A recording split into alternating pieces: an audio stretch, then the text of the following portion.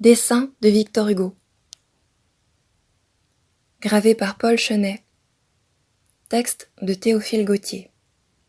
1863. Extrait.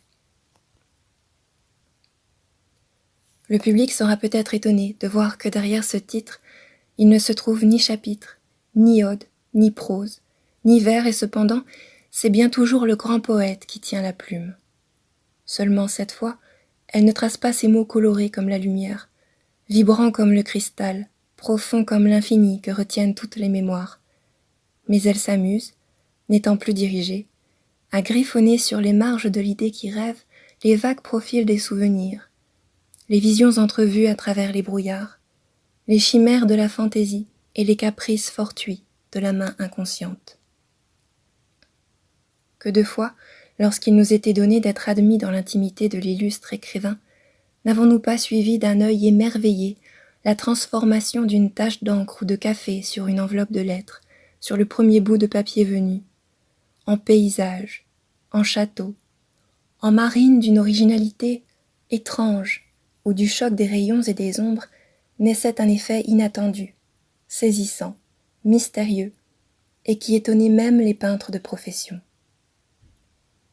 L'heure de se retirer venue, chacun se disputait les dessins rayés par la griffe du lion. Il n'est guère de disciples ou de fidèles du maître qui n'ait gardé religieusement une de ses œuvres improvisées, plus rares et plus curieuses qu'un autographe, car elles montraient l'écrivain sous un jour inconnu.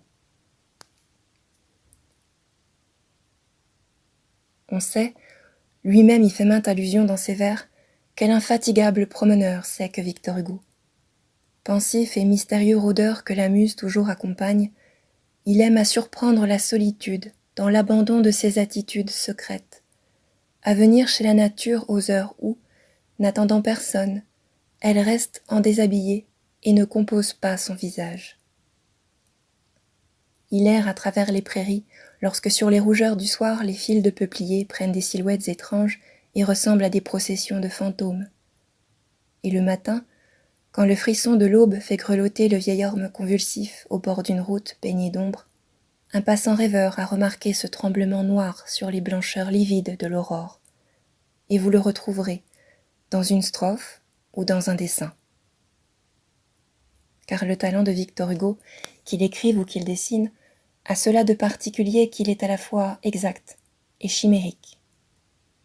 Derrière la réalité, il met le fantastique comme l'ombre derrière le corps, et n'oublie jamais qu'en ce monde, toute figure, belle ou difforme, est suivie d'un spectre noir comme d'un page ténébreux.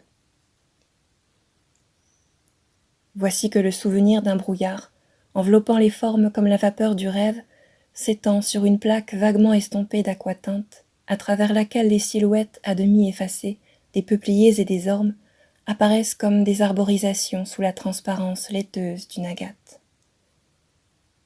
Mais à quoi bon tant de vaines phrases? Et pourquoi multiplier des pages que le lecteur tourne d'un pouce impatient? Laissons parler les dessins de Victor Hugo. Ils s'expliqueront bien tout seuls. Théophile Gautier.